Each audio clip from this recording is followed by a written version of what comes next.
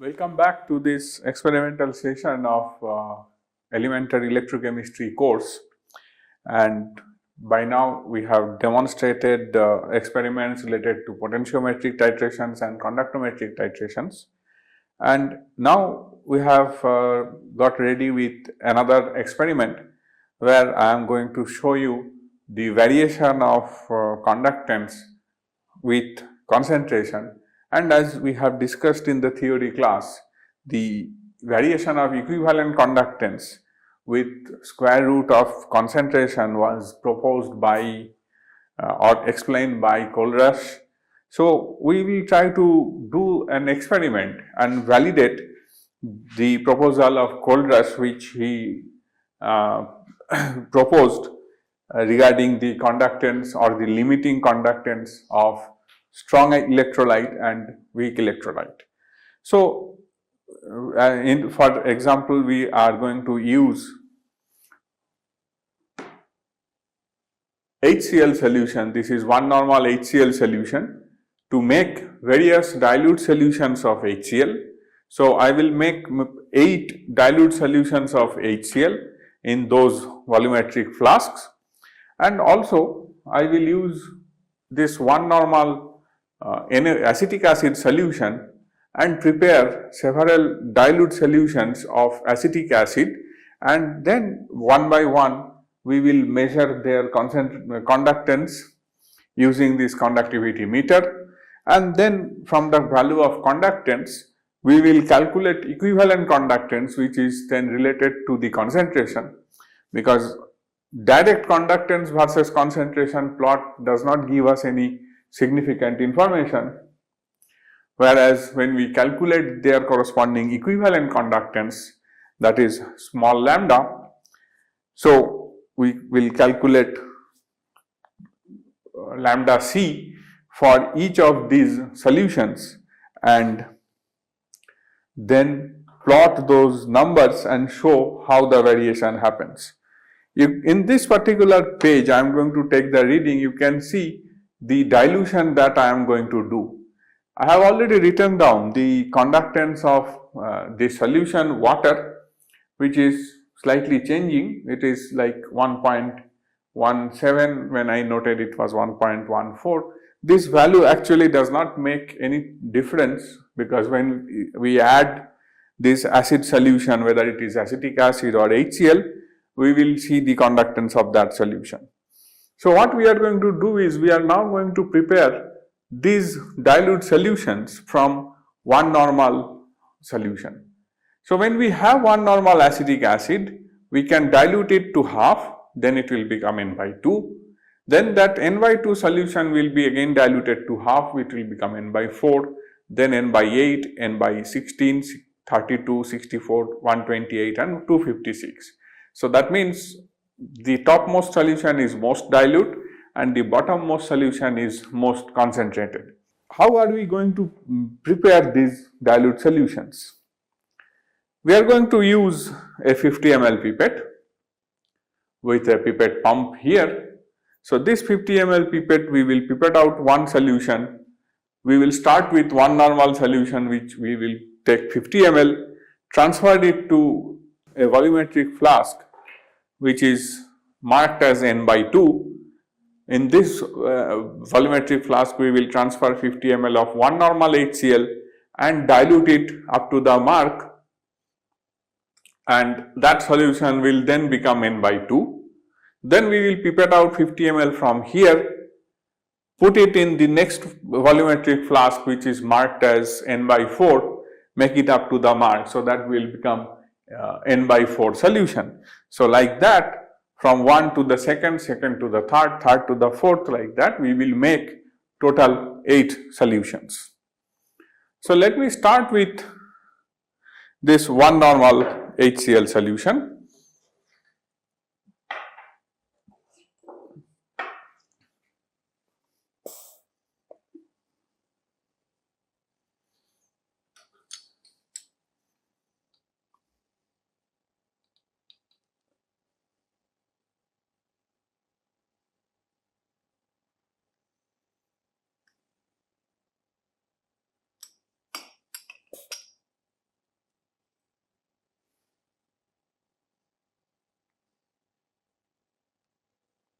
This experiment will depend very much on the accuracy of this dilution, because here if we make a mistake in dilution, if we take little more or little less, the concentration will be different.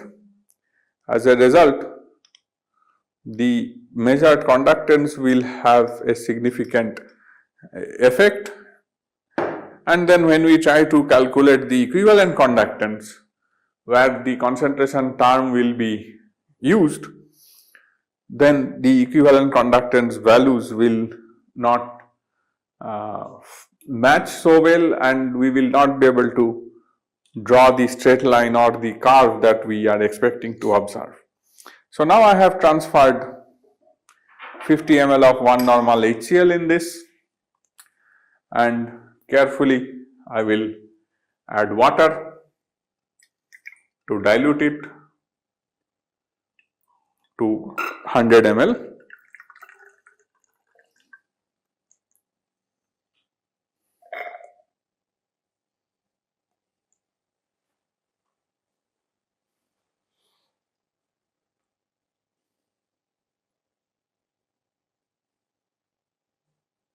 Towards the end, one has to be very careful to make sure that there is no air gap or air bubble in the volumetric flask, which will then result into a slight decrease in actual volume.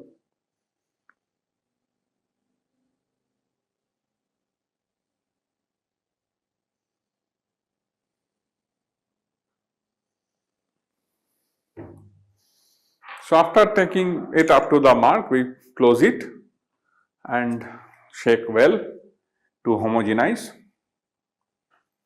So now this solution is a homogeneous solution of n by 2 HCl. So with this n by 2 HCl, we will now prepare n by 4, and then from n by 4 we will make n by 8 and so on. And each time when we try to do this dilution, we will have to wash this pipette thoroughly, because always remember that this pipette will contain a solution of higher concentration, and that is going to change the concentration of the lower concentrated solution significantly. So every time one has to thoroughly wash this pipette with water, and then only one should use it for rinsing purpose. You should rinse the pipette with the prepared solution and then take that solution for further dilution. So we will come back after we have made all the solutions in a minute. Now we are ready with one set of solutions of HCl, which we have diluted from 1 normal HCl, and as I have shown you in the previous section of the video, I have first prepared n by 2, and from that we prepared n by 4 by half dilution, then by half dilution n by 8, n by 16, n by 32, n by 64, n by 128 and n by 256. So on my right, for yours, on your screen on your left, it is the lowest concentration, and on the other side it is the highest concentration. So we will be measuring the conductance of these solutions, starting with the most dilute solution and slowly going to the higher and higher concentration. The reason behind this is that the most dilute solution will have the lowest conductance, and then when we change from the dilute solution to a solution of double concentration, if you see 256 to 128, that is 1 by 256 to 1 by 128, the concentration is double. So the conductance will be significantly more. So any leftover drop of the previous solution, if it is there by mistake with the electrode, will not become very significant in terms of conductance for the higher concentration solution. So we should always measure from the lowest concentration to highest concentration, and that is why I have shown you in my table that the table is from the lowest concentration to highest concentration. So let us start taking these solutions one by one.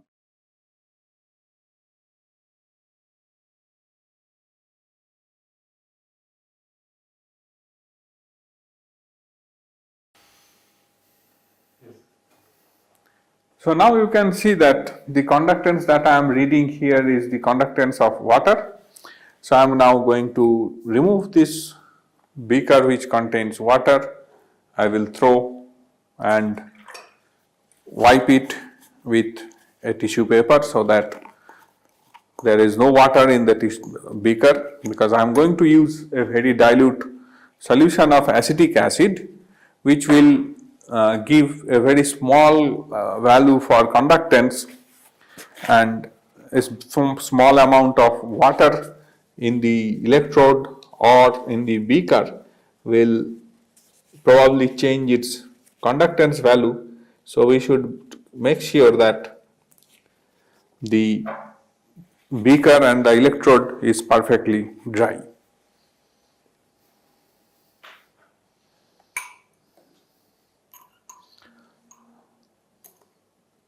So now I am going to take the most dilute solution, which is N by 256 concentration of acetic acid.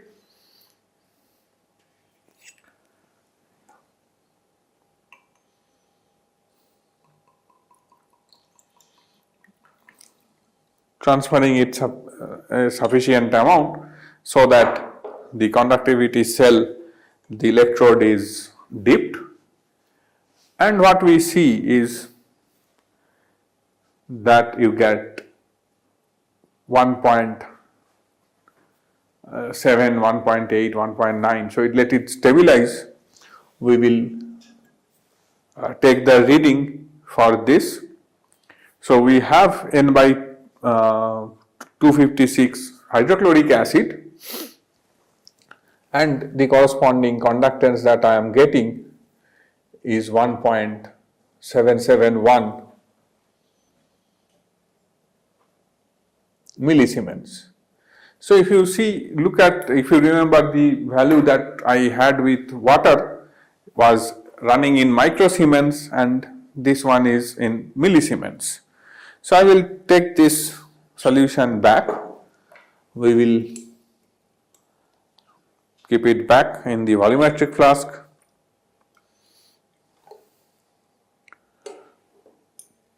Wash the electrode once with small amount of water.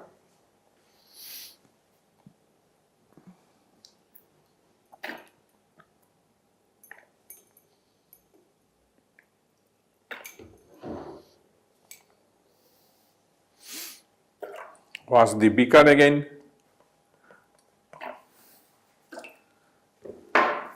Wipe the electrode to dryness as much as possible, and also wipe the glassware completely so that there is no drop of previous solution or water.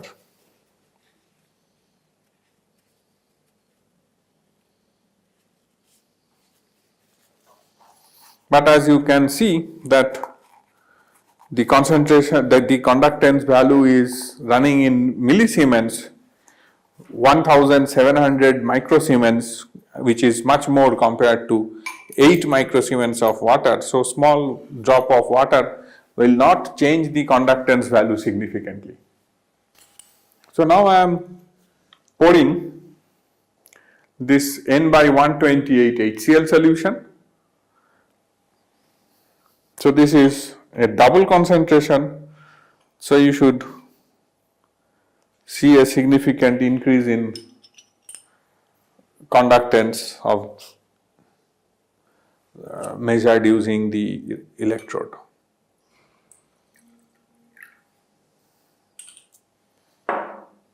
So with 1 by 128 normal HCl, the reading is coming as 3.740 millisiemens.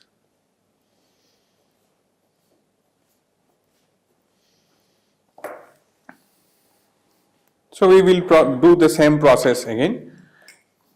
Keep this solution back.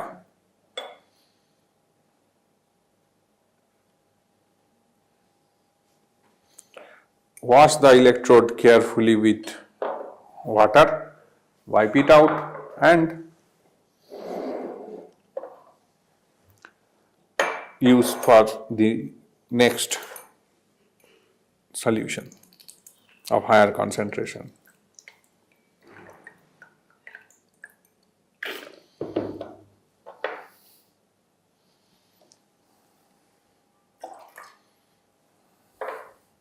Now I am going to use this N by 64 HCl solution and then get its conductance value.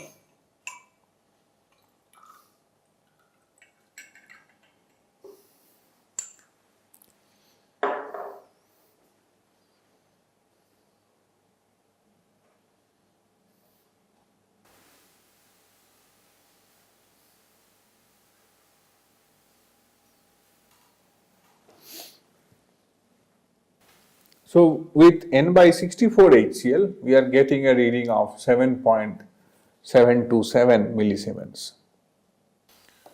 So with continuous doubling of concentration, we are getting nearly double the conductance value.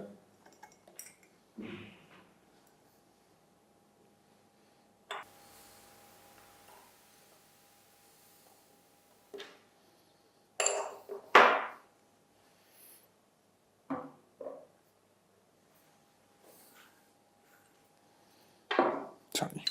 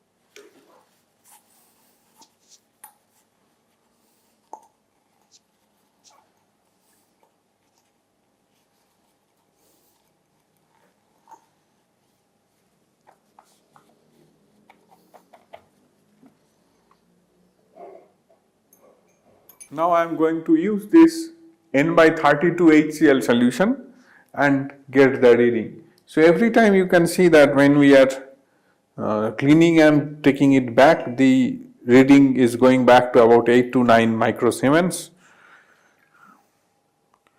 And now I have added N by 32 HCl. It should read maybe nearly double of what we had seen before.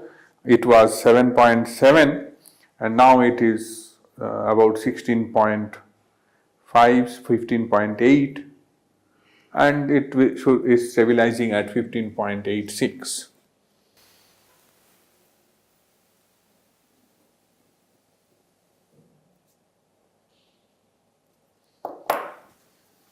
Right?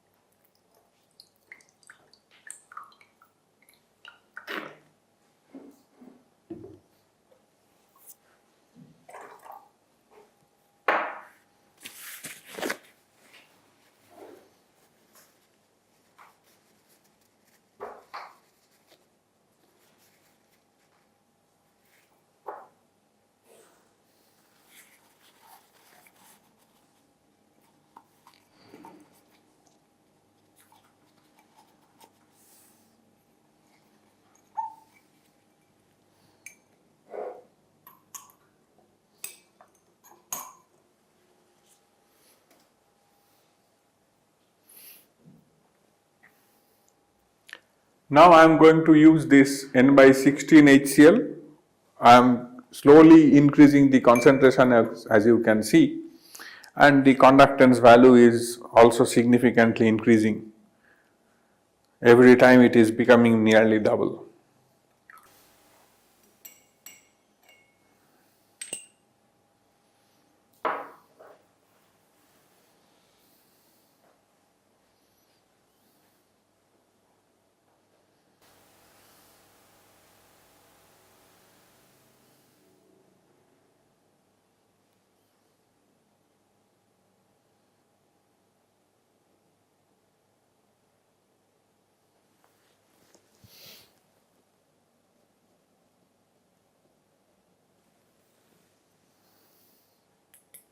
So with n by 16, the reading is 28.56, 28.57, like that.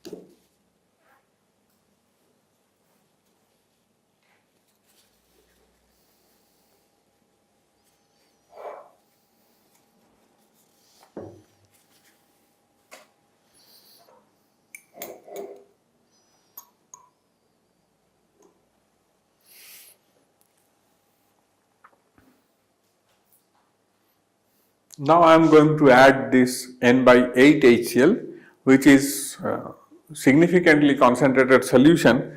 So we have to be now careful to see what kind of conductance value it gives, and if it gives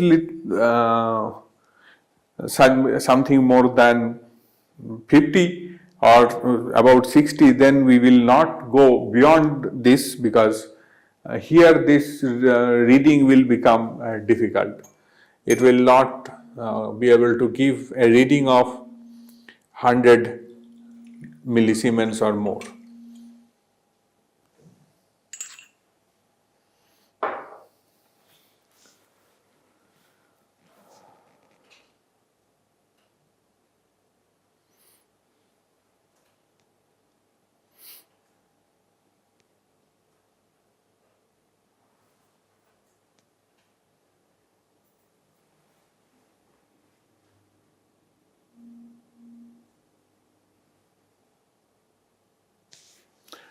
So we are getting 60.29.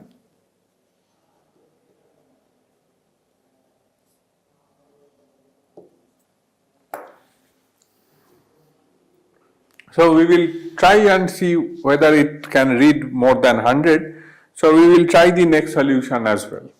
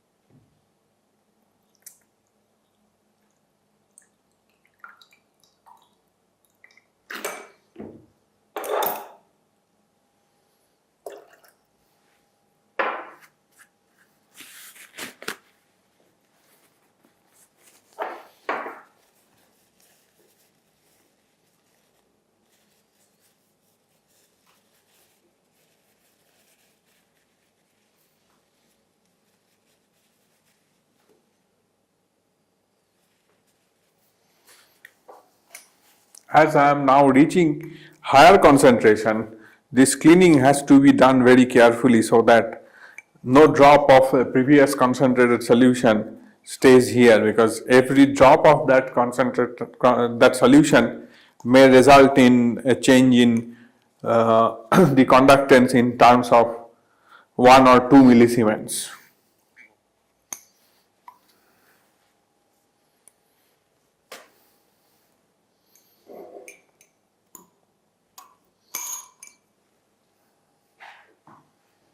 Now I am going to use this N by 4 HCl and see whether the instrument is able to read beyond 100 millisiemens or not.